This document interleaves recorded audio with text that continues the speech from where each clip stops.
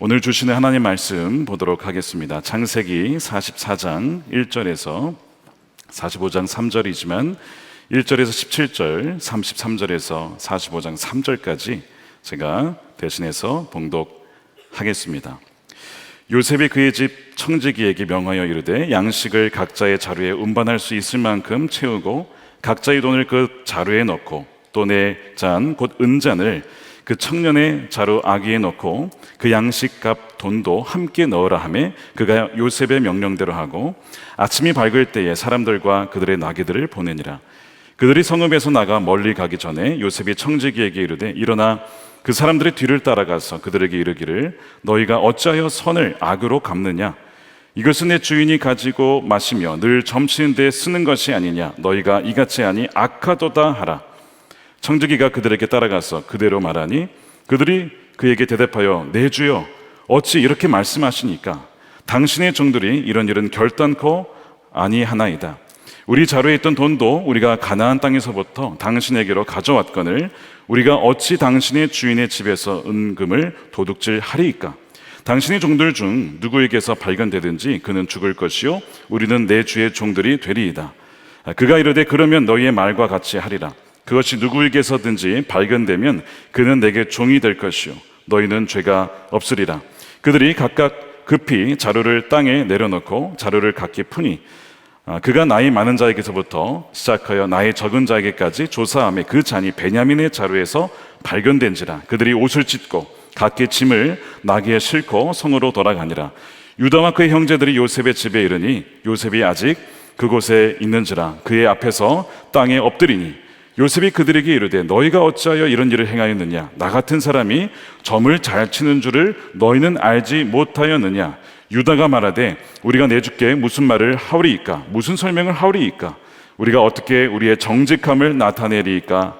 하나님이 종들의 죄악을 찾아내셨으니 우리와 이 잔이 발견된 자가 다 내 주의 노예가 되겠나이다. 요셉이 이르되 내가 결코 그리하지 아니하리라. 잔이 그 손에서 발견된 자만 내 종이 되고 너희는 평안히 너희 아버지께로 도로 올라갈 것이니라. 우리 33절입니다. 이제 주의 종으로 그 아이를 대신하여 머물러 있어 내 주의 종이 되게 하시고 그 아이는 그의 형제들과 함께 올려 보내소서. 그 아이가 나와 함께 가지 아니하면 내가 어찌 내 아버지에게로 올라갈 수 있으리이까? 두렵건대 제가 내 아버지에게 미침을 보리이다.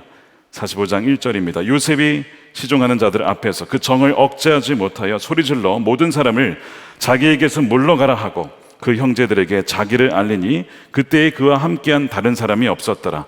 요셉이 큰 소리로 우니 애굽 사람에게 들리며 바로의 궁중에 들리더라. 요셉이 그 형들에게 이르되 나는 요셉이라. 내 아버지께서 아직 살아 계시니까. 형들이 그 앞에서 놀라서 대답하지 못하더라. 아멘. 하나님의 말씀입니다. 요셉, 하나님이 디자인하신 삶을 신뢰하기 시리즈의 7번째입니다. 은잔, 하나님의 마지막 시험이란 제목의 말씀을 나누겠습니다. 우리 지난번 시간에 우리는 하나님께서 우리의 영혼을 어떻게 흔들어 깨우시는지에 대한 방법들을 나누었습니다. 그 결과 형들은 그들의 무뎌졌던 양심, 그들의 잠들어 있던 영혼이 조금씩 깨어나기 시작했죠. 그래서 그들은 서로 우리가 아우의 일로 말미암아 범죄하였구나, 이것을 고백을 하게 됩니다. 그들의 무뎌진 양심이 깨어나는 것이죠. 약 22년 전에 동생에게 그들의 행했던 죄가 인식되기 시작했습니다. 이렇게 하나님은 이 요셉의 형들의 삶 가운데, 영혼 가운데 이미 역사를 하고 계셨습니다. 요셉이 형들이 이제 그 고향으로 돌아갈 때에 요셉은 그들에게 풍족한 양식을 주었습니다. 게다가 그들이 가져왔던 돈을 되돌려주고 풍족하게 되돌려주는 그 사랑을 베풀어 줍니다. 형들은 요셉으로부터 사랑을 받았지만 요셉인 줄 몰랐기 때문에, 또한 그 사랑을 사랑으로 받아들이지 못하고 왜 하나님이 우리에게 이런 일을 행하는가 굉장히 두려워합니다. 그들의 영혼은 여전히 잠들어 있었고 여전히 바로 종의 영, 두려워하는 종의 영을 갖고 있었습니다. 그들이 가져간 양식으로 수개월을 버팁니다. 꽤 오래 버텼어요. 아마 길게는 한 6개월 정도 버티지 않았을까 생각이 됩니다. 그러나 곡식은 오래가지 못하죠. 창세기 43장에 보면 기근이 더 심해지게 되죠. 그 7년의 흉년이기 때문에 점점 더 심해지게 됩니다. 야곱이 아들들에게 다시 애굽으로 가서 양식을 구해오라고, 사오라고 시킵니다. 그런데 형들의 입장은 뭐냐면 베냐민을 데려가야만 양식을 준다고 했기 때문에 베냐민을 데려가야 된다는 겁니다. 그러나 야곱은 베냐민을 데려가면 안 된다는 거예요. 베냐민까지 잡혀져 죽으면 어떡하냐. 이 실랑이가 이 43장에서 계속 벌어지죠. 누가 지죠? 야곱이 칩니다. 결국에는 야곱이 잃으면 잃으리이다. 그러니까 베냐민을 잃더라도 어쩔 수가 없는 거예요. 안 그러면 다 죽으니까. 그래서 결국에는 자기가 포기를 하고 베냐민을 데리고 갈 수 있도록 해서 형제들과 형들과 베냐민이 함께 다시 애굽으로 내려가게 되죠. 형들이 베냐민을 데려가자 잡혀있던 이제 시므온은 풀려나게 됩니다. 그리고 요셉은 그 형들을 자신의 집으로 초대를 해요. 이번에는 10명이 아니라 몇 명이죠? 11명이 다 왔어요. 그리고 요셉에게 절을 합니다. 그러니까 꿈에서 봤던 그 내용이 완전히 이제 성취되어지는 그 모습을 보게 되죠. 요셉이 아버지, 그러니까 그들의 아버지가 있다고 했으니까 아버지 안부를 묻더니 베냐민을 보고 축복을 합니다. 29절에요. 요셉이 눈을 들어 자기 어머니의 아들, 자기 동생 베냐민을 보고 이르되 너희가 내게 말하던 너희 작은 동생이 이 아이냐? 그가 또 이르되 소자여 하나님이 내게 은혜 베푸시기를 원하노라. 요셉이 베냐민을 보니까 마음의 감정이 북받쳐 올라옵니다. 헤어질 때는 어린 아기와 같은 어린아이였지만 이제는 건장한 청년이 됐어요. 여러분 22년입니다. 요셉이 얼굴을 못 알아봤을 거예요. 그런데 이 아이가 그 동생이라고 하니까 내 어머니의 아들, 내 동생. 다른 형제들은 다 이복 형제지만 이 베냐민만큼은 친동생이죠. 그 생각이 났던지 그가 울기 시작합니다. 30절입니다. 요셉이 아우를 사랑하는 마음이 북받쳐 급히 울 곳을 찾아 안방으로 돌아가서 울고. 이 요셉은 굉장히 차가워 보이지만 굉장히 정이 많은 사람입니다. 여러분 차가워 보이는 사람 알고 보면 따뜻한 사람이 많고 정이 많은 사람이 많습니다. 그러니까 차가워 보인다라고 해서 섣불리 판단하지 마십시오. 그 마음에 늘 정이 있고 눈물이 있고 그런 사람일 수 있다는 거예요.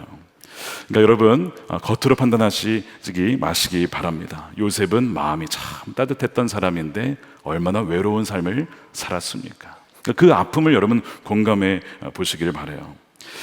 요셉이 다시 돌아와서 형들에게 밥을 차려주는데 식사를 완전 만찬을 차려줍니다. 근데 특이하게도 이 형들의 만찬과 그 다음에 이 애굽 사람들의 상을 구분합니다.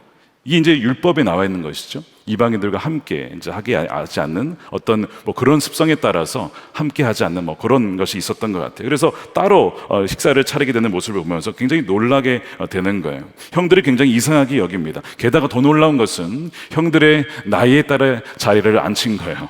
아니 도대체 이 총리가 뭘 알길래 어떻게 우리의 나이를 순서에 따라서 딱 앉혔을까? 제가 봤을 때는 요셉이 힌트를 계속 주는 거예요. 형, 나 요셉이야. 나 요셉이라고. 근데 형들은 못 알아봐요. 그래도 못 알아봅니다.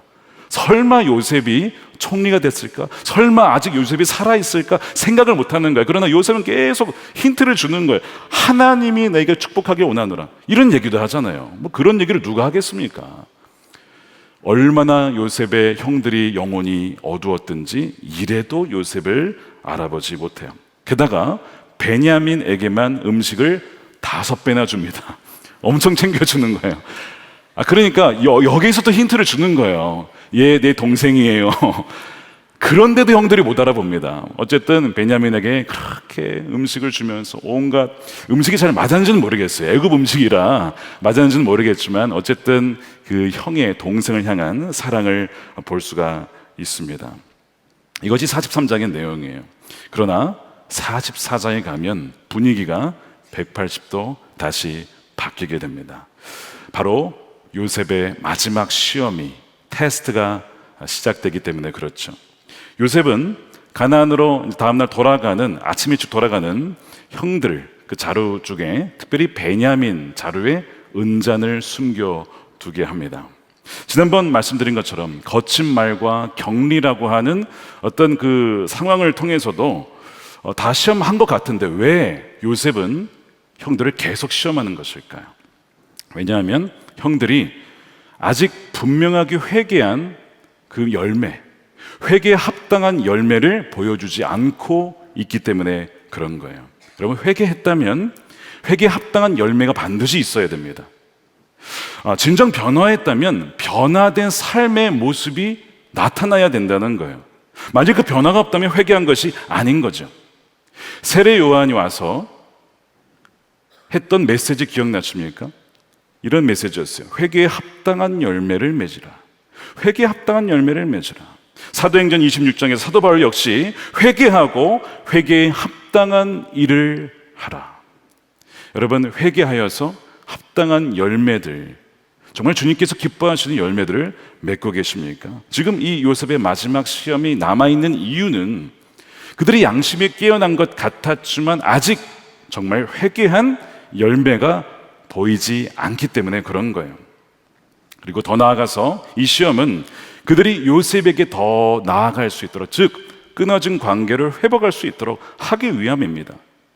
나 요셉이여 말하지 않고 계속 이렇게 시험하는 이유는 진정 그 형들이 변화될 수 있고 진정 하나님 앞에 회개하며 깨어져서 다시 살아날 수 있는 기회를 주기 위함입니다. 여러분, 이 요셉은 누구를 상징한다고 했죠? 바로 우리 예수 그리스도, 우리 주님을 상징하는 인물이에요. 창세기에서 요셉보다 더 예수님을 닮은 사람이 없습니다. 더 예수님을 가리키는 인물은 없습니다. 사랑받은 아들, 그러나 배신받은 아들, 버려진 아들, 그러나 높임받은 아들. 정확하게 이 요셉은 예수님을 보여주고 있어요. 요셉의 형들은 누구를 가리킵니까? 바로 잃어버린 하나님의 백성, 방황하는 이스라엘 백성을 말합니다. 그러니까 이 형들이 요셉을 알아보지 못한다는 얘기는 하나님의 백성들이 주님을 알아보지 못한다. 잃어버린 백성들이 주님께로 돌아오지 않고 있다. 주님께로 가까이 오지 않고 있다라는 것이죠. 그래서 필요한 게 뭐라고요? 시험입니다. 거친 말과 격리와 기근과 이런 것들 통해서 계속 그들의 영혼을 깨우쳐 주시는 것이죠. 그래서 지금 계속해서 이 요셉, 즉 주님께서는 우리들에게 마지막 시험을 통해서 우리가 진정 회개의 열매를 맺도록 하기 위해서 이렇게 우리를 몰아가시는 거예요. 여러분 보세요. 지금 이스라엘 백성들이, 진짜 그 나라 이스라엘 백성들이 예수님 믿습니까? 안 믿습니다. 예수님을 안 믿어요. 자, 그러면 예수님을 알아보지 못했기 때문에 이 예수님을 상징하는 요셉이 계속 이 형들에게 시험을 했습니다. 가혹한 말을 하기도 했고, 대우하기도 했고, 기근을 주기도 했고, 그렇게 해서 주님께 나아오도록 했잖아요. 마찬가지로 이스라엘이 주님께로 나오도록 하기 위해서 하나님이 쓰시는 방법이 바로 그와 같은 것이죠. 이스라엘의 회복에 대한 예언이 스가랴서에 보면 나와 있는데, 그들이 예수님을 주로 고백하기 이전에 일어나는 일들이 무엇이냐? 그게 뭐냐면 이방 나라들이 예루살렘을 포위하고 공격한다는 거예요. 스가랴서 12장 2절 말씀 보세요. 보라, 내가 예루살렘을 그 사면 모든 민족에게 취하게 하는 잔이 되게 할 것이다. 예루살렘이 에워싸일 때에 유다에까지 이르리라. 많은 민족들이 이스라엘을 계속 공격한다는 것입니다. 14장에 보면 이방 나라들이 연합해서 예루살렘을 칩니다. 14장 2절이죠. 내가 이방 나라들을 모아서 예루살렘과 싸우게 하리니 성읍이 함락되고 가옥이 약탈되고 부녀가 욕을 당하고 성읍 백성이 절반이나 사로잡혀 가려니와 남은 백성은 성읍에서 끊어지지 아니하리라. 역사상 이스라엘은 계속해서 반복적으로 약탈을 당하고 고난을 당하고 나라를 빼앗기고 그 민족들은 순환을 당합니다. 왜냐하면 바로 주 예수 그리스도에 나올 수 있도록 하나님께서 그들을 이끌기 위하여서 이런 시험을 주시고 이런 시련을 주시는 거예요. 버려서가 아닙니다. 정반대예요. 그들을 사랑하셔서 깨우치기 위함인 것이죠. 그러나 그날이 되면, 때가 되면 이스라엘 백성들은 반드시 주님께로 돌아오게 되어 있다라고 말씀을 합니다. 그래서 스가랴서 12장 9절에 이렇게 되어 있어요. 그날이 오면 내가 다윗 집안과 예루살렘에 사는 사람들에게 은혜를 구하는 영과 용서를 비는 영을 부어주겠다. 그러면 그들은 나, 곧 그들이 찔러 죽인 그를 바라보고서 외아들을 잃고 슬퍼 울듯이 슬피 울며 맏아들을 잃고 슬퍼하듯이 슬퍼할 것이다. 그들이 누구를 찔렀다고요? 하나님을 찔렀대요. 하나님을 요즘 어떻게 찌르냐면 우리가 범죄할 때 하나님을 찌르는 것입니다. 그런데 여기서는 그들이 범죄에 하나님을 찌른 것뿐만 아니라 누구를 찔렀냐면 바로 예수님을 찌릅니다. 예수님을 죽였고 예수님을 찌르게 되는 것이죠. 요한복음 19장 34절입니다. 그중 한 군인이 창으로 옆구리를 찌르니 곧 피와 물이 나오더라. 37절입니다. 또 다른 성경에 그들이 그 찌른 자를 보리라 하였느니라. 이스라엘은 그날이 되면 자신들이 주님을 죽이고 찌른 죄에 대해서 용서를 비는 영을 받아서 주님께로 돌아오게 될 것이라고, 그들의 회개의 영으로 통곡하게 될 것이라고 분명히 말씀을 하고 있어요. 그래서 이 말씀을 근거로 로마서 11장에 사도 바울이 무슨 얘기를 하냐, 하나님의 부르심에 후회하심이 없다. 이게 무슨 뜻인지 아시죠? 하나님이 유대인을 버린 것이 아니라는 것입니다. 하나님이 유대인을 선택한 것은 후회하심이 없다는 거예요. 내가 택한 민족을 내가 버렸느냐, 그래서 이방인만 구원하느냐, 아니라는 것입니다. 반드시 그 백성이 돌아온다는 거예요. 후회하심이 없다라는 것입니다. 그 말이에요, 이것이. 그래서 유대인들이 돌아오게 될 것이다. 사도 바울이 내가 끊어질지라도 내 민족이 돌아오는 것이 내 간절한 소망이라고 말씀에 근거해서 그가 기도하는 모습을 봐요. 우리가 중동의 전쟁의 상을 보면서 우리가 그 중동의 평화가 오기를, 진정한 샬롬, 하나님과의 관계가 회복되고 이웃과의 관계가 회복되어지는 샬롬을 위해서 기도해야 할 것입니다. 그런데 그 샬롬은 무기와 강력함으로 오지 않아요. 그는 일시적인 편안은 올 수 있습니다. 진정한 편안은 언제 올까요? 이스라엘과 중동의 나라들이 주님을 알 때 오는 것입니다. 진정 주님을 알 때 진정 샬롬의 평화가 오게 되는 거예요. 아, 우리의 눈이 가려졌구나, 우리가 그분께 범죄하였구나 라고 하는 것을 깨달을 때 돌아오게 되는 것이죠. 그러나 성경에서 말하는 이 이스라엘은 단지 국가 이스라엘만을 말하는 것이 아닙니다. 바로 우리를 말하죠. 이스라엘은 아브라함의 자손인데 아브라함의 자손은 유대인만을 말하는 것이 아닙니다. 이제는 예수 그리스도를 믿는 모든 사람들이 아브라함의 자손이라고 했어요. 갈라디아서 3장 29절 말씀 함께 읽어보겠습니다. 시작. 너희가 그리스도의 것이면 곧 아브라함의 자손이요 약속대로 유업을 이을 자니라. 우리가 믿음으로 아브라함의 자손이라는 것입니다. 하나님께서 이스라엘을 그렇게 돌아오게 하신다면, 그런 방법을 쓰신다면 동일하게 우리에게도 그런 방식으로 우리 영혼을 흔들어 깨우신다는 것이죠. 우리에게도 시험하시고 우리에게도 시련을 주심으로써 우리를 깨우시는 거예요. 하나님은 우리를 유혹하지 않으십니다. 그러나 우리의 믿음을 시험하시고 우리의 영혼을 흔들어 깨우시는 거예요. 무엇보다 회개의 열매를 맺기를 원하십니다. 이것이 마지막 시험이 있어야 했던 이유인 거예요. 형들이 아직 요셉을 알아보지 못하였고 그들은 진정 아직 그 죄에 대해서 회개하여 그 열매를 맺고 있지 않기 때문에 바로 이 시험이 예비가 된 것입니다. 자, 형들이 이제 만찬을 마치고 다음날 일찍 돌아가는데 거기 안에 가던 중에 요셉의 종이 따라와서 훔쳐갔다 이거예요. 그러면서 충격적인 얘기를 하죠. 자, 4절 보십시오. 너희가 어찌하여 선을 악으로 갚느냐? 너무 황당한 얘기를 듣는 거예요. 잔을 훔쳐갔다는 것입니다. 내 주인이 가지고 마시며 늘 점치는 데에 쓰는 것이 아니냐? 너희가 이같이 하니 악하도다. 주인이 쓰던 은잔을 너희가 훔쳐갔다. 너무나 황당하고 억울한 말을 하고 있는 것이죠.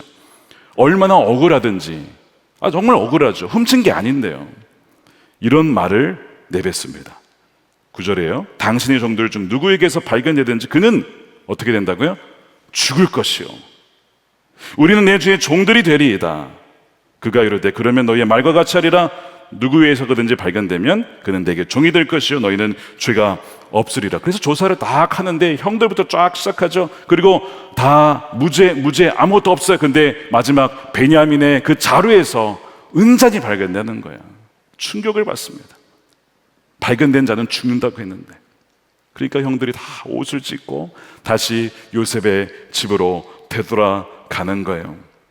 이들은 의심할 바 없이 모든 것이 잘 되었고 모든 것이 잘 되어가고 있다라고 생각했습니다. 그런데 그 잔이 베냐민의 자루 속에 발견된 것이죠. 요셉의 종이 그들을 공개적으로 강도질한 거 아니냐 막 비난을 하게 됩니다.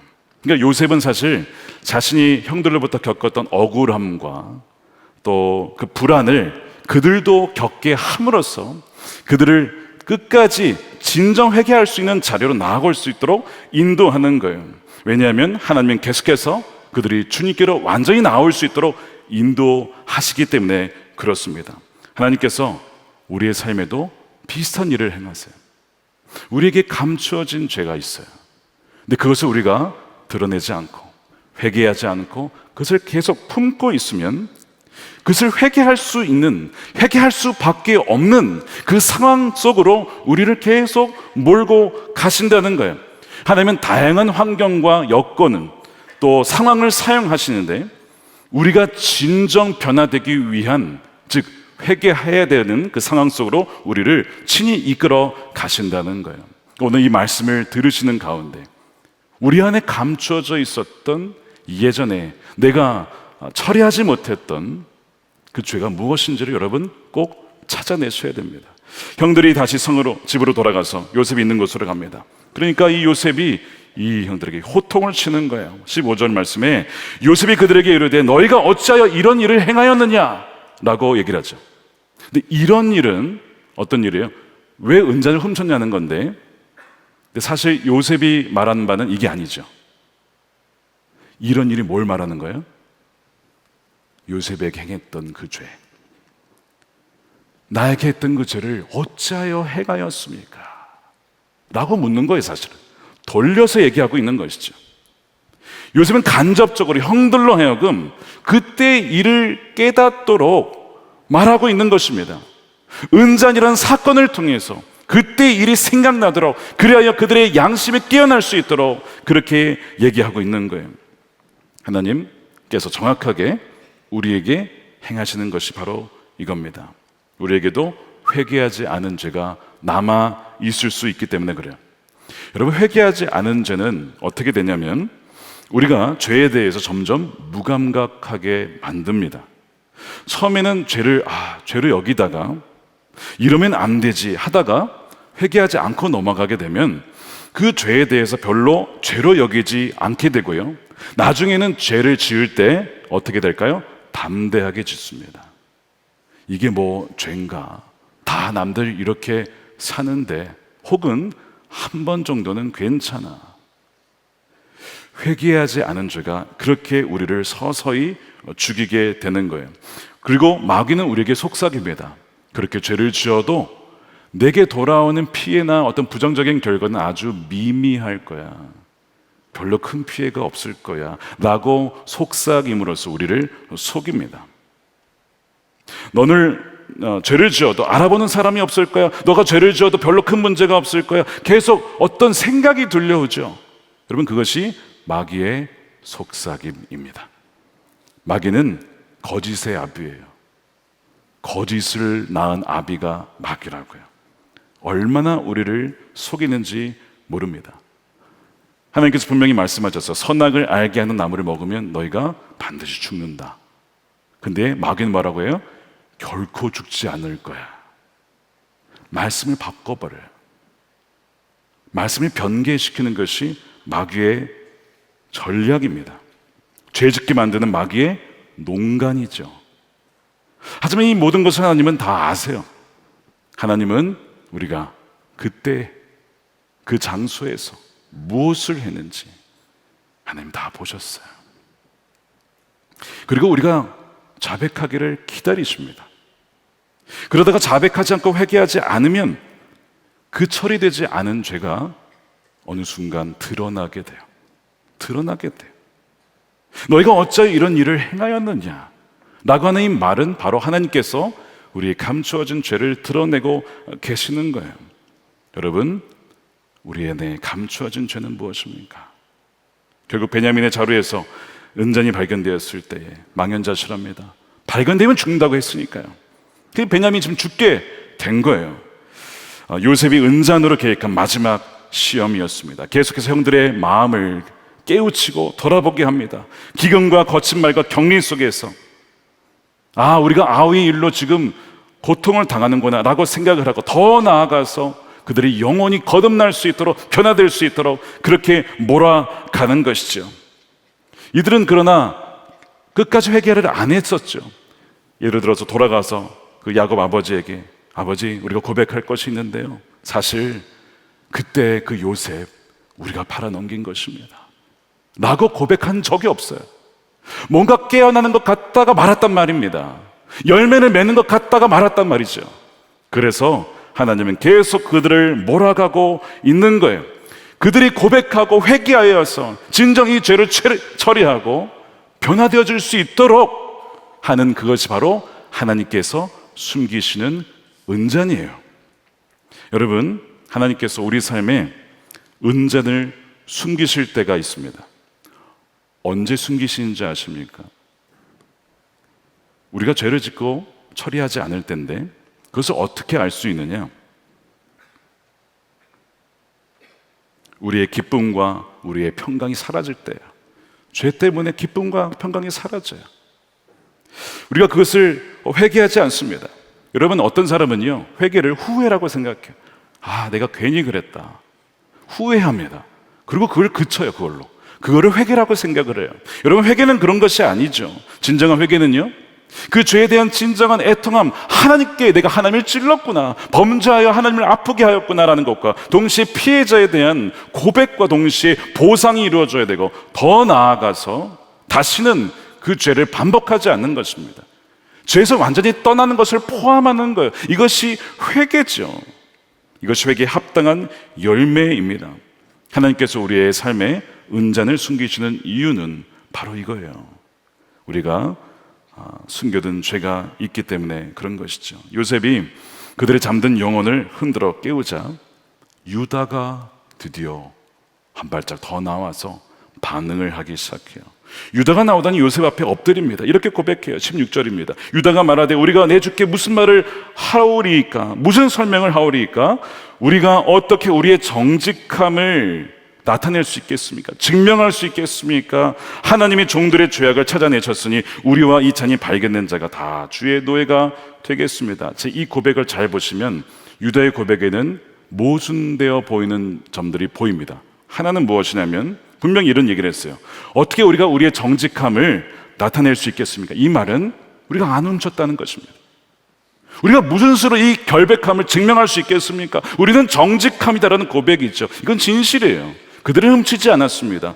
이것은 누명입니다. 그러나 동시에 이것은 거짓이에요. 그들이 정말 정직합니까? 고백하지 않은 죄가 있잖아요. 고백하지 않은 죄가 있잖아요.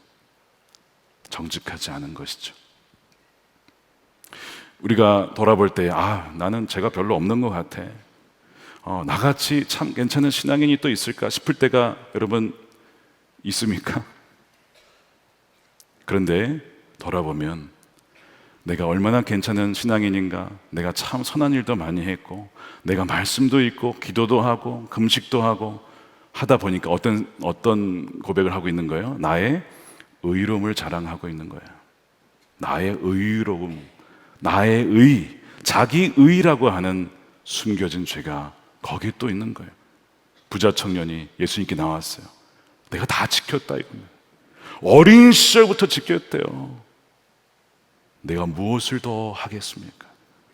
대단한 사람이죠. 근데 감추어진 것이 있었어요. 자기 의였습니다. 정직함을 어떻게 나타낼 수 있겠습니까? 정직하였지만 정직하지 않은 거죠. 그러면서 그 뒤에 이런 얘기를 합니다. 16절에 하나님이 종들의 죄악을 찾아내셨으니, 정직하시지만 그러나 하나님이 우리의 죄악을 발견하셨군요. 그때 22년 전에 우리 요셉에게, 동생에게 했던 그 죄를 하나님이 찾아내셨군요. 맞습니다. 우리는 죄인들이 맞습니다. 우리는 결백합니다. 의론자들입니다. 그러나 동시에 우리는 부정하고 추악한 죄인들입니다. 여러분, 성령 하나님은 우리의 죄를 기소하시는 검사세요. 예수님께서 그런 얘기를 하셨어요. 의에 대해서 책망할 것이다, 성령께서. 그 죄를 찾아내신다는, 우리 마음에 성령을 근심할 때에 성령이 기소하는 거예요. 하나님은 죄가 있다라고, 죄인이라고 판결하시는 의로운 판사십니다. 우리가 거기에서 벗어날 수가 없어요. 그때 잠들어 있던 유다의 영혼이 깨어나죠. 하나님이 종들의 영혼을, 죄악을 찾아내셨습니다. 우리는 죄인들입니다. 자신이 죄인임을 고백해요. 더 나아가서 제가 노예가 되겠습니다. 죄값을 받겠습니다. 요셉을 노예로 팔아버린 죄가 그 안에 있음을 그는 아니까, 내가 요셉을 노예로 팔은 그 죄로 인해서 내가 이제 노예가 되는구나, 내가 그 값을 받겠다는 거예요. 회개의 열매가 보이는 거예요. 유다는 진정 자신의 죄를 회개하고 있었습니다. 후회가 아니에요. 진정한 변화가 일어나고 있어요. 근데 요셉은 여기에 멈추지 않고 더 유다를 몰고 가요. 그것이 17절이에요. 요셉이 이르되 내가 결코 그리하지 아니하리라. 잔이 그 손에서 발견된 자만 내 종이 되고 너희는 평안히 너희 아버지께로 도로 올라갈 것이니라. 잔이 발견된 자만 남고 나머지는 돌아가라, 이겁니다. 마지막 시험의 마지막 문제예요, 이것이. 왜 이것이 마지막 문제냐? 22년 전에 어떻게 했습니까? 요셉을 팔아넘기고 자기는 갔단 말이에요. 마찬가지로 베냐민만 남기고 형들은 돌아갈 수 있어요. 그렇게 할 것인가? 똑같이. 아니면 이번에는 안 된다, 베냐민이 가지 않으면 우리도 가지 않겠다 라고 할 것이냐 라고 하는 문제입니다. 이게 마지막 문제예요. 요셉이 굉장히 치밀하죠. 그 형들을 주님께로 인도하기 위해서 기도하면서 준비했을 거예요.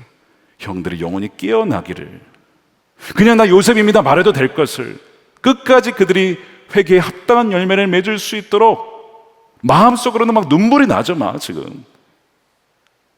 그러나 그 형들이 영혼을 위해서 그렇게 하고 있는 거예요. 주님께서 우리를 위하여서 그렇게 하시는 것이죠.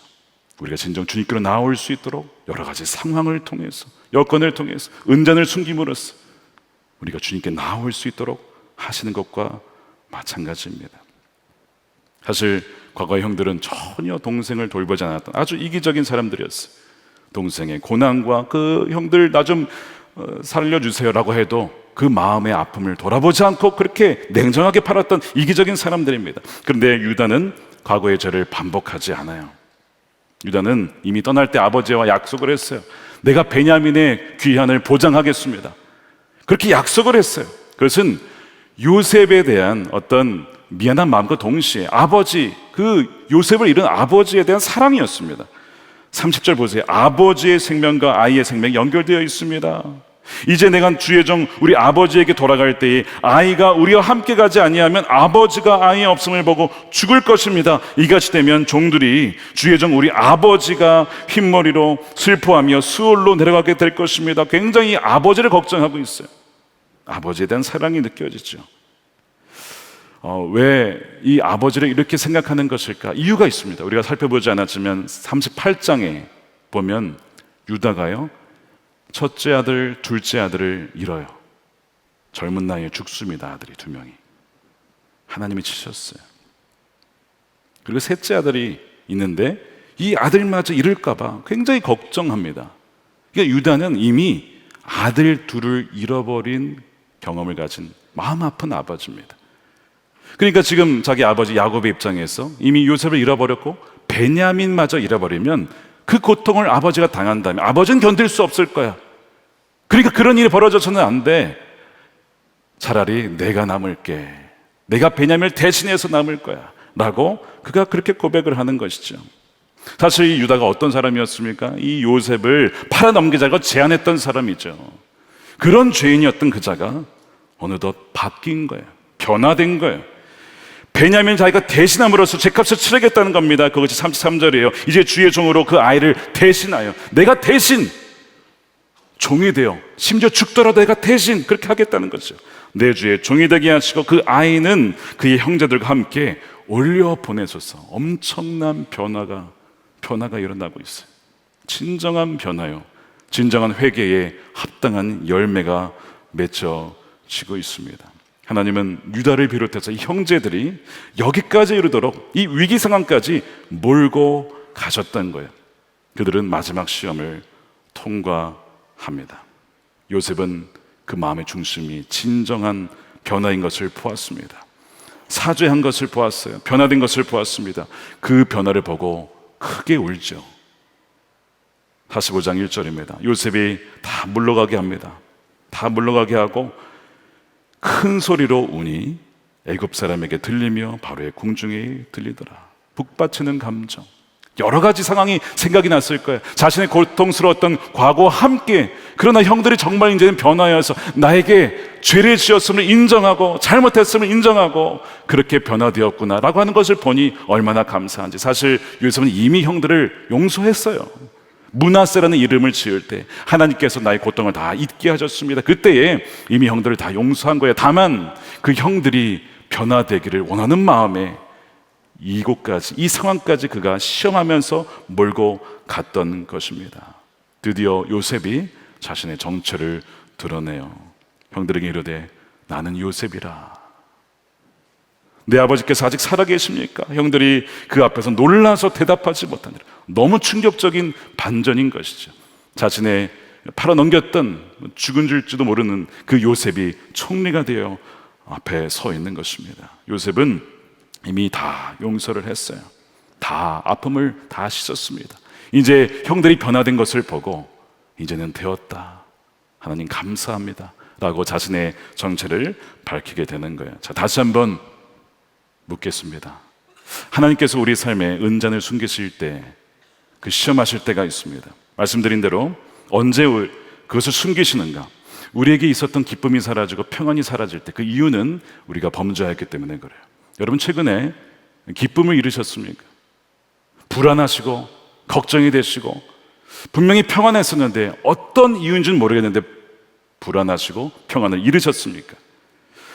그 이유가 여러 가지가 있겠지만 가만 살펴보면 바로 죄의 문제일 가능성이 많습니다. 하나님과의 관계가 끊어졌거나 멀어지면서 그 모든 것이 사라지게 되는 거예요. 죄는 우리에게서 기쁨과 평안을 빼앗아 갑니다.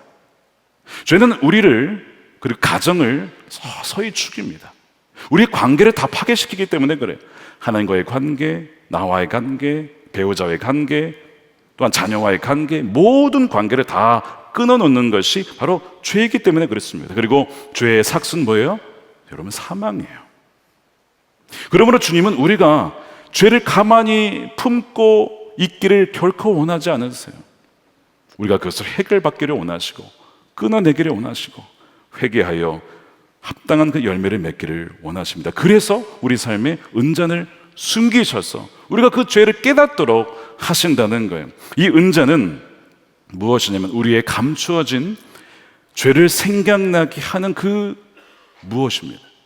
이 은잔은 우리의 감추어진 죄를 드러내게 하는 어떤 사건이 됩니다. 그것이 우리 삶에 숨겨진 하나님의 은잔이에요. 하나님은 지금도 은잔을 감추십니다. 우리로 하여금 말씀드린 것처럼 억울한 일을 당하게 함으로써 나도 누군가에게 억울하게 했던 일을 생각나게 하십니다. 누군가를 배제시켰던 죄를 생각나게 해요. 언제요? 우리가 배제될 때에, 은근히 누군가를 따돌렸을 때에, 나보다 더 누리고 가졌다라고 시기했던 죄를 생각나게 합니다. 언제요? 시기를 받을 때에.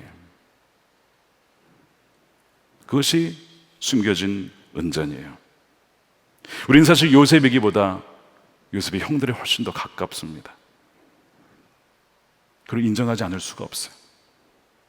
그리고 오늘 이야기 자체가 우리에게는 하나님이 주시는 은잔이 돼요. 말씀을 읽으면서 나의 이야기다, 하나님께서 나의 감춰진 죄악을 들춰내시는구나, 내가 요셉의 형들이구나, 내가 유다구나 하는 것을 깨닫게 하시는 거예요. 왜냐하면 우리가 주원의 형제 자매를 때로는 소외시킨 장본인임을 성령께서 깨닫게 하시기 때문에 그래요. 그러나 더 나은 요셉이신 예수님께서 은잔을 사용하시는 방법은 단지 이것만이 아닙니다. 은잔을 쓰시는데 다른 방법도 쓰십니다. 어떤 방식으로 쓰시냐면 은잔을 실제로 주십니다. 은잔을 가져라. 아니, 나는 은잔을 받을 자격이 없는데 내 선물이야. 내가 너를 사랑해서 주는 거야. 이런 방식으로 은잔을 주시기도 하십니다. 예를 들어서 베드로가 3번 주님을 부인하죠.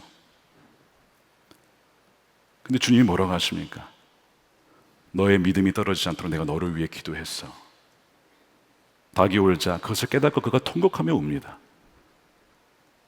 베드로가 고기를 잡는데 예수님이 거기 계셨어요.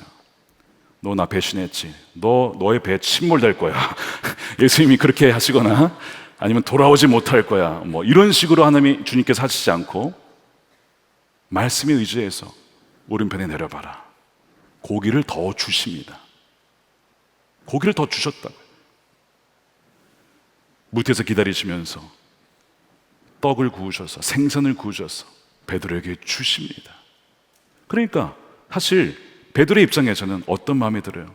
나 이거 받을 자격이 없는데 왜 주님이 나에게 잘해 주실까? 주님, 저는 죄인입니다. 이런 방식으로 은잔을 주실 때가 있어요. 또 다른 예를 들어볼까요? 삭개오 이야기 여러분 아시죠? 삭개오 어떤 자입니까? 세리장입니다. 부자예요. 돈을 굉장히 많이 벌었습니다. 근데 문제가 있었어요. 비리가 있었던 것 같아요. 사람들이 죄인이라고 매국노라고 욕합니다. 삭개오는 재산을 많았던 것 같지만 그 마음에 기쁨과 평안이 없었어요. 외로운 사람이었습니다. 그리고 실제로 그는 자신만을 위해 살아온 사람입니다. 가난하고 소외된 사람에게는 관심이 없었어요. 아니, 가난한 자들의 세금을 편법으로 더 거두어 자신의 배를 불린 사람이라고 여겨집니다. 그래서 사람들은 그를 도둑이요 죄인이라고 부른 거예요. 근데 어느 날 예수님이라는 자가 마을에 온다는 소식을 듣는데 그분을 만나고 싶네요. 보고 싶은 겁니다. 누가요? 이 죄인 삭개오가. 그러니까 죄인인데 그 마음 한켠에는 주님을 만나고 싶은 마음이 있었어요. 그래서 그분을 보고 싶어서 돌 무화과 나무에 그가 올라갔죠. 애써 마음속 깊이 감춰졌던 죄가 있었지만 그를 주님께 드러낼 수는 없고 몰래 숨어서 주님을 보라고 하는 거예요. 주님이 나를 보면 분명히 나를 정죄할 거야. 죄인이라고 할 거야. 근데 주님을 만나고는 싶어. 나무에 올라간 거예요. 주님이 다 아시잖아요. 삭개오를 봅니다. 그 나무에 있는 삭개오를 쳐다보면서 이런 얘기를 하셨어요. 쳐다보시고 이러시되 삭개오야 속히 내려와라.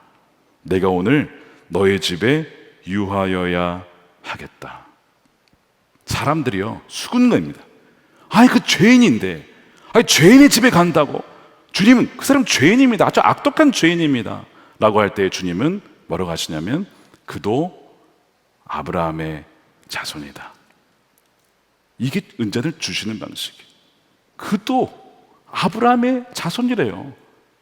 너 죄인이잖아. 너 같은 자가 무슨 은혜를 받을 자격이 있어.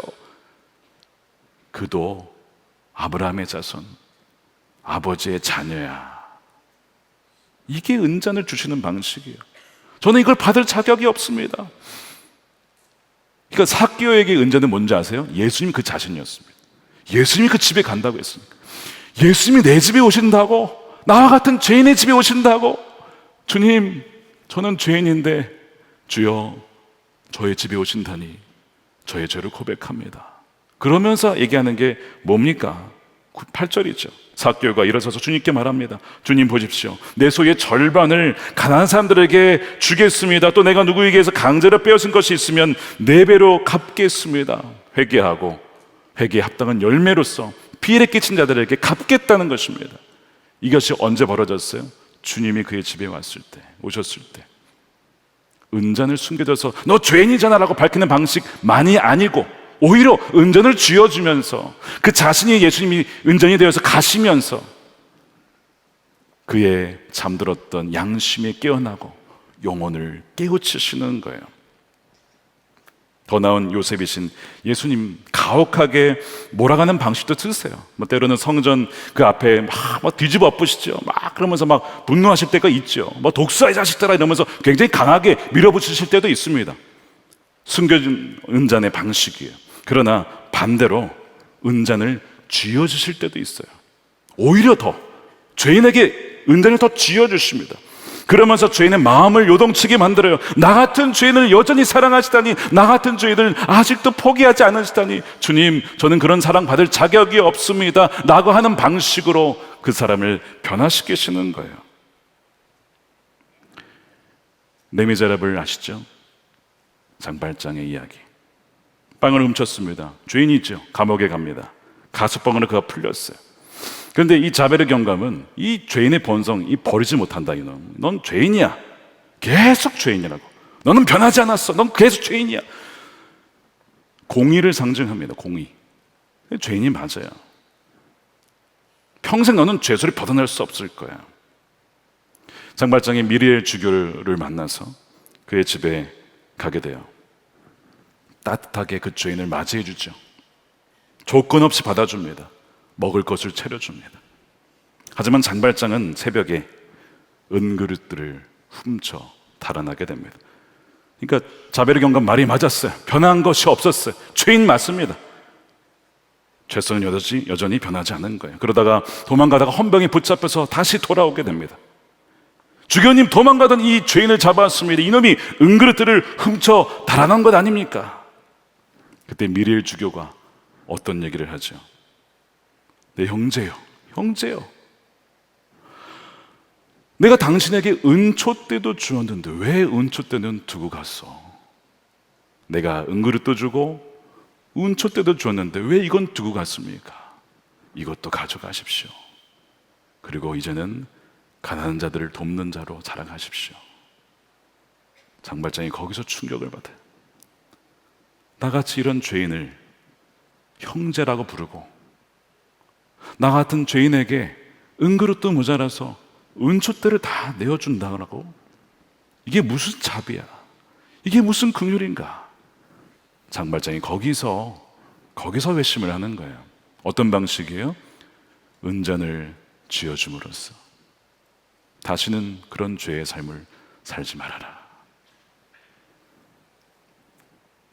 아브라함도 마찬가지죠. 사라를 속입니다. 누이라고 한 번, 또 숨겨요. 두 번. 그랄에 갔을 때 두려워서 죽을까 봐. 거짓말쟁이죠. 겁쟁이죠. 근데 아비멜렉의 왕, 그 꿈에 하나님이 나타나셔서 뭐라고 하십니까? 그는 선지자다. 아니, 잘못 들은 거 아니에요? 그는 거짓말쟁이다가 아니고 뭐라고요? 그는 선지자라. 이것이 우리에게 대하시는, 은전을 쥐어주시는 우리 주님의 방식이에요. 그날 이후로 아브라함은 다시는 거짓말하지 않습니다. 나 같은 죄인을 선지자로 여기시고 건져주시고 지켜주시는 하나님, 제가 하나님을 신뢰하지 못한 죄를 범했습니다. 나도 모르게 내 입술로 내 삶을 지킬 수 있다라고 거짓말하고 말았습니다. 하나님 온전히 신뢰하지 못했습니다. 그러나 앞으로 이젠 다시는 그런 죄를 범하지 않겠습니다. 그 회개에 합당한 열매를 언제 맺습니까? 그 다음에 너의 사랑하는 아들을 바칠 수 있겠느냐. 마지막 시험이었어요. 그때 그는 주저하지 않고 짐을 싸서 아들을 데리고 모리아산으로 가서 주저없이 그 아들을 바칠 때, 아브라함아, 내가 이제 나를 경외하는 줄 알았다. 마지막 시험에 통과를 합니다. 자신을 선지자로 여겨주시는 하나님의 사랑을, 그리고 그분을 온전히 신뢰했기 때문에 그런 것이죠. 요셉은 은잔을 숨김으로써 형들의 영혼을 깨웠습니다. 더 나으신 요셉이신 예수님도 때로는 풍랑을 통해서 우리의 영혼을 깨우시지만, 동시에 우리가 우리의 삶에서 죄를 지었음에도 불구하고 여전히 우리를 사랑하시는 방식을 통해서 우리가 양심의 가책을 느끼고 죄를 깨달을 수 있도록 그렇게 우리 영혼을 깨우시기도 합니다. 예를 들어 이런 거예요. 탐욕의 죄를 지었는데 사업이 망하면 이거는 은잔을 숨기신 것이고, 탐욕의 죄를 지었는데 사업이 더 잘 된다면 은잔을 쥐어주시는 거예요. 그러면서 계속 양심의 가책을 느끼게 하죠. 하나님은 제가 분명히 범죄하는데 왜 4번 더 잘 됩니까? 라고 했을 때 우리 존재 자체를 사랑하시고 끝까지 품으시는 아버지의 사랑 때문에 그런 거거든요. 그러니까 여러분, 어떤 형편으로 하나님께서 우리를 다루시든지 원하시는 것은 동일해요. 회개하여 회개에 합당한 열매를 맺으라는 것입니다.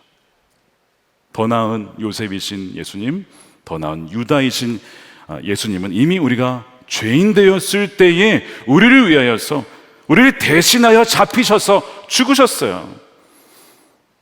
그러므로 우리가 그분 앞에 정직하게 나와서 우리의 감춰진 죄를 해결받기를 원하십니다. 주님 뭐라고 하시는지 아십니까? 내가 너의 연약함을 다 안다.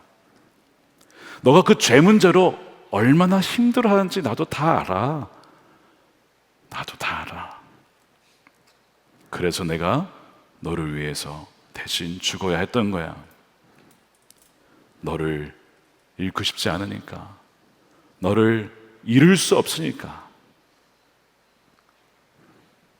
너를 끝까지 사랑하니까. 요셉은 형들의 죄를 다시 묻지 않습니다.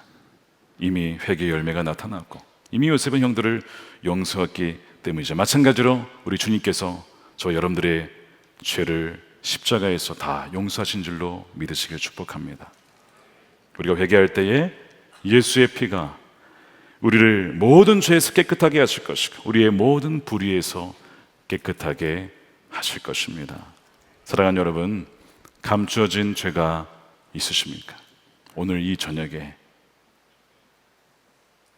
5년, 10년, 20년, 30년 감춰졌던 죄가 있다면 더 이상 그 죄와 함께 사지 마십시오. 바로 주님께서 오늘 이 자리에 우리를 초청하신 거예요. 그를 꺼내놓아라. 내 앞에 다 내어놓으렴. 내가 다 알고 있어. 내가 너의 연약함도 알고 있어. 그리고 너가 그것 때문에 힘들어하는 것도 알고 있어. 그러나 내가 너를 죄를 이길 수 있도록 할 거야. 다시는 그 죄에 거하지 않도록 할 거야. 그러니까 내 앞에 나오렴. 주님은 오늘 저와 여러분들을 이 자리에 초청을 하십니다. 삶의 은잔이라는 하나님의 마지막 시험을 통과하셔서 관계를 회복하십시오. 첫 번째로 하나님과의 관계, 두 번째로 내 자신과의 관계, 그리고 배우자와의 관계, 자녀와의 관계, 부모와의 관계, 성도와의 관계, 목회자와의 관계, 모든 끊어지고 멀어지고 소외되었던 관계가 온전한 관계를 회복시키시는 십자가의 은혜로 말미암아 온전히 그 원형을 회복하고 원래 관계를 회복하는 이 놀라운 저녁이 되게 될 줄로 믿습니다. 우리 함께 기도하겠습니다. 우리 먼저 우리 찬양할 텐데요. 엎드려 경배해라는 찬양입니다. 엎드려 경배해. 엎드려 경배해. 십자가 발 앞에 날 향한 그 자비. 이제는 더 이상 정죄함 없으리. 날도 없는 그 보혈. 주의 자비 바다처럼 깊어. 찬양의 할렐루야. 영원 영원토록. 놀라우신 주의 자비를 어찌 잊으리요. 주님의 놀라우신 그 자비, 끝이 없는 긍휼을 우리가 생각하시면서 우리 함께 찬양하기를 원합니다.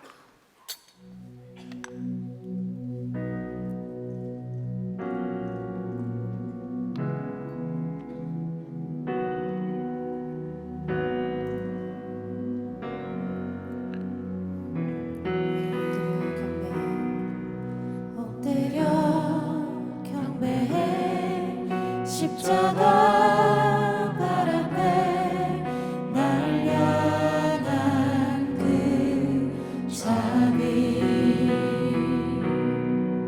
이제는 더 이상 정죄함 없으리 날 덮는 그 보혈 엎드려 경배해 엎드려 경배해 십자가 발 앞에 날 향한 그 자비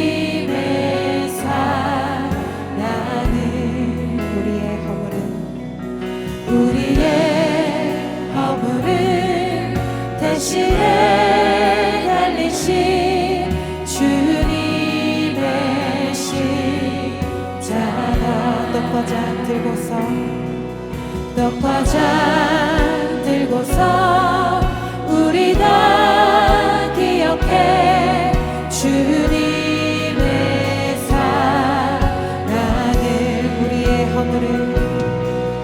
우리의 허물을 대신에 달리신 주님의 십자가 주의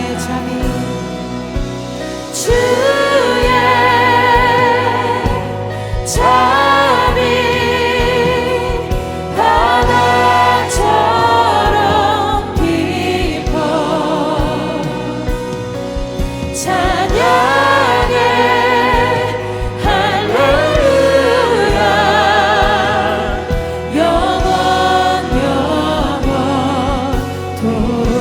주의 자비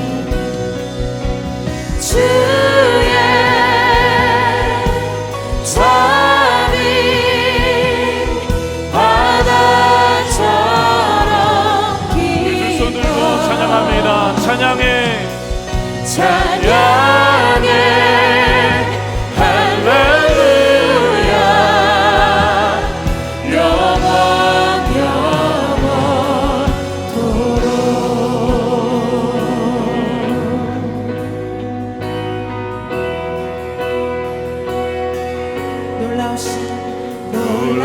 놀라우신 주의 자비 내가 어찌 잊으리요 찬양하리 할렐루야 할렐루야 아멘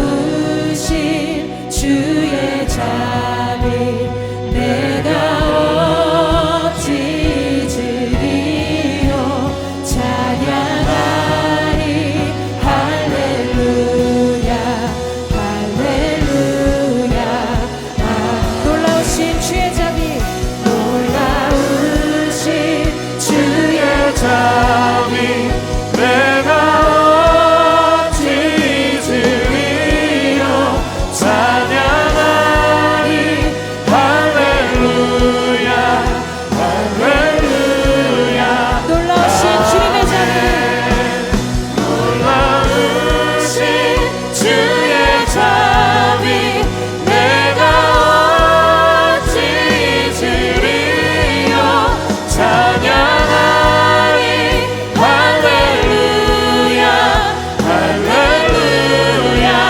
아멘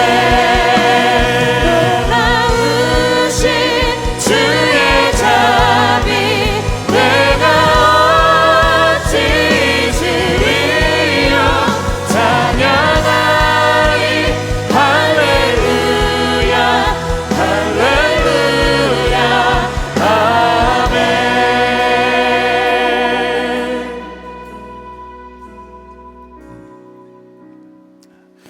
우리 함께 기도하겠습니다.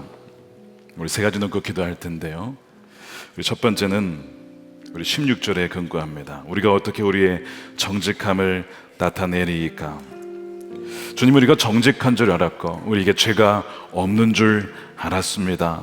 나 혼자 억울한 자라고 여겼습니다. 늘 내가 피해자라고 여겼습니다. 그러나 나 때문에 누군가가 상처를 받고 나 때문에 누군가가 억울한 일을 당한 줄을 이제야 깨닫습니다. 또한 나의 선함과 의로움을 자랑했던 숨겨진 교만의 죄가 있었고 위선의 죄가 있었음을 이 시간 고백합니다. 주 앞에 회개하오니 놀라우신 주의 자비, 우리를 포기하지 아니하시는 그의 주의 자비로 우리를 용서하여 주시고 우리를 정결케 하여 주시옵소서. 우리 죄를 고백하면서 우리 주여 한번 외치고 간절히 기도하도록 하겠습니다. 주여,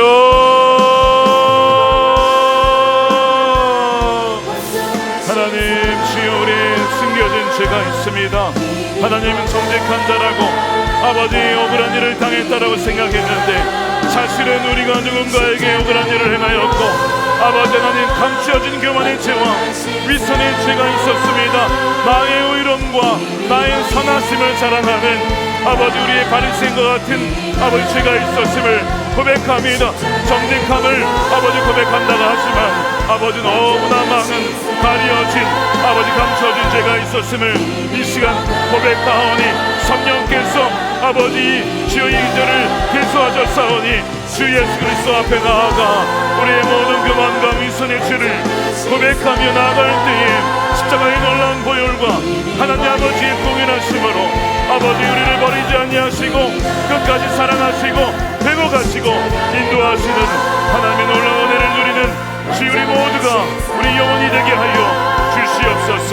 아버지 우리의 잠든 영혼을 깨우시고 우리를 변화시키시는 하나님의 놀라운 자비하심, 하나님의 놀라운 구원의 능력 아버지 이 저녁에 우리 모든 성도들 가운데 주여 나타나게 하시고 구원의 은혜를 베풀어 주시옵소서. 우리 두 번째로 기도하겠습니다. 우리 16절에 하나님이 종들의 죄악을 찾아내셨으니, 여러분 말씀을 듣는 가운데 생각난 죄가 있으시다면, 성령께서 근심하게 하는 그 어떤 것이 있다면, 어떤 사람이 있다라면 바로 주님이 그것을 찾아내신 것입니다. 여러분 찾아내신 것은 사랑입니다. 사랑하지 아니하시면 내버려 두실 거예요. 그대로 그 죄에 빠져서 허우적거리다가 지옥으로 가도록 내버려 두실 거라고요. 그러나 성령께서는 우리를 사랑하셔서 그것을 찾아내십니다. 우리를 정결케 하십니다. 우리를 좁은 문으로, 생명의 문으로 들어갈 수 있도록 계속 우리를 인도하시는 거예요. 여러 가지 상황을 통해서, 여러 가지 여건을 통해서, 막힌 길을 통해서, 열린 길을 통해서, 주위의 사람들을 통해서 계속해서 우리를 그 길로 인도하신다는 것입니다. 주께서 우리의 죄악을 찾아내셨습니다. 애써 감춰졌던 죄인데 이 시간 회개합니다. 주님, 더 이상 묵혀두지 않겠습니다. 오늘 이 저녁이 이 죄를 가지고 있던 마지막 날이 되게 하여 주옵소서. 십자가의 보혈로 씻어주시고 다시는 그 죄에 빠지지 않도록 하나님 오른손으로 우리를 붙잡아 주시옵소서. 우리 주 한번 외치고 간절하게 기도하겠습니다. 주여, 그렇습니다. 주님 아버지, 죄로 말미암아 하나님 우리의 기쁨과 평안을 잃어버리고 아버지 하나님 주의 모적거리던 우리의 인생, 그러나 주님께서 그 죄악을 찾아내셨습니다. 하나님 숨길 수가 없습니다. 감출 수가 없습니다. 주님 우리를 사랑하셔서 찾아내신 하나님 이 죄악을 주 앞에 고백합니다. 형제들에 대하여, 가족에 대하여, 배우자에 대하여, 자녀에 대하여, 직장에서 동료들에게 주여 우리의 죄악을 고백하오니 주여 아버지 우리의 모든 죄악을 허물을 사하여 주시옵소서. 다시는 감춰두지 아니하고 완전히 오늘 이걸 받게 하여 주시고 다시는 똑같은 죄에 반복히 빠지지 않도록 주의 강한 손으로 붙잡아 주시고 주의 왼손으로 우리를 위로하여 주시고 오늘 만져 주시옵소서. 주님 감사합니다. 내버려두지 아니하시고 사생자로 남겨두지 않게 하시고 우리를 사랑하셔서 징계하시고 깨우쳐주시는 하나님의 놀라운 그 사랑에 감사를 드립니다. 하나님 사랑하는 우리 모든 성도들의 마음과 심령을 어루만지시고 성령으로 그들의 영혼을 인도하여 주시고 성령에 따라 행하며 살아갈 수 있도록 인도하여 주옵소서. 우리 오늘도 우리 강단 위로 나와서 주님께 더 나아가실 분들은 와서 기도하실 수가 있겠습니다. 또한 안수기도 받으실 분들 앞에 나오시면 우리 목사님들께서 여러분들을 위하여서, 여러분들의 회복을 위하여서, 여러분들의 평강을 위하여서 잃어버린 기쁨을 얻을 수 있도록 마음을 다해 함께 기도해 드리도록 하겠습니다. 우리 세 번째 기도입니다. 여러분 얼마나 많은 관계가 죄로 인해서 깨어져 있는지 모릅니다. 여러분 죄는 정말 무서운 거예요. 죄는 먼저 하나님과의 우리 관계를 깨고 멀어지게 하고 그렇게 끊어내기도 합니다. 그래서 또한 나와 배우자의 관계도 깨어지게 되고 가정이 깨어지게 되고 자녀의 관계가 깨어지고 친구의 관계, 성도와의 관계, 심지어 목회자의 관계도 깨어지게 만듭니다. 이게 죄가 정말 무서운 거예요. 여러분 죄를 분명하게 처리하시고 승리하시길 축복합니다. 이 시간 특별히 기도할 때에 깨어진 관계가 있다면, 죄로 인해서 파괴되어진 관계가 있다면 주여 불쌍히 여겨 주시옵소서. 요셉의 형들과 형의 깨어진 관계 무려 22년, 23년 그렇게 오랜 시절 시간 동안 깨어져 있었습니다. 얼마나 고통스러운지 몰라요. 유다도 아들을 둘을 잃으면서 많은 연단을 받았습니다. 유다가 괜히 바뀐 건 아니에요. 이미 하나님께서 그 전부터 계속 유다의 영혼을 깨우고 계셨어요. 그리고 기근을 보내시고 거짓말을 통해서, 격리를 통해서 감옥에 갇히게 하시고 여러 가지 방식을 통해서 그의 영혼을 다루신 것입니다. 말씀드린 대로 이러한 혹독한 징계는 하나님이 사랑하시는 자녀에게만 행하시는 것입니다. 여러분, 관계를 회복할 수 있도록 오늘 이 저녁에 주님 깨어진 관계를 내어주시고, 어떤 관계든지 십자가에서 회복되지 못할 관계는 없는 줄로 믿으시길 축복합니다. 주의 십자가 안에서 온전히 회복되어진 부부관계와 가정과 자녀의 관계, 부모의 관계, 이 모든 관계가 회복될 수 있도록 주여 우리 관계를 긍휼하게 해주시고 온전히 회복시켜 주시옵소서. 우리 두 손 들고 주여 마음에 외치고 간절히 기도하겠습니다. 주여, 그렇습니다. 주님, 주님께로 온전히 돌아가는 이 저녁이 되기를 원합니다. 깨어진 관계가 있습니다. 멀어진 관계가 있습니다. 형제들과의 관계가 멀어졌고, 부모와의 관계가 멀어졌고, 배우자와의 관계가 죄로 말미암아 깨어지고 말았습니다. 하나님, 우리를 불쌍히 여겨주시옵소서. 하나님, 우리를 불쌍히 여겨주시고 하나님과의 원자 관계가 역되기를 원합니다. 주여, 아버지, 그들의 영혼을 살리시고 그들의 영혼을 건지시고 우리 가정을 살려주옵소서. 하나님, 불쌍히 여겨주시고 하나님 가운데 나아갈 수 있도록 주님 도와주시옵소서. 하나님, 주여, 아버지를 기억하여 주시고 그들의 아버지 깨어진 십자가, 아버지 그 십자가에서 깨어진 무기가 회복되어지고 하나 되어지고 완전히 연합되어지고 한 몸을 이루게 하여 주옵소서. 하나 되게 하신 것을 저 지켜나가게 하소서. 하나님, 서로 용서하며 화해가 일어나게 하시고 하나님, 그리하여 진정 하나님 회복되어지는 은혜가 그들의 삶 가운데 넘치도록 주여 일어나게 하여 주시옵소서. 성령의 새로운 역사, 하나 되게 하시는 역사, 성령을 부어 주시옵소서. 놀라우신 사랑, 포기하지 아니하시는 사랑으로 말미암아 우리를 안으시에 감사하며 우리를 위해서 모든 것을 버리시고 내어주신 아버지의 사랑 안에 거하게 하여 주시옵소서. 찬양합니다.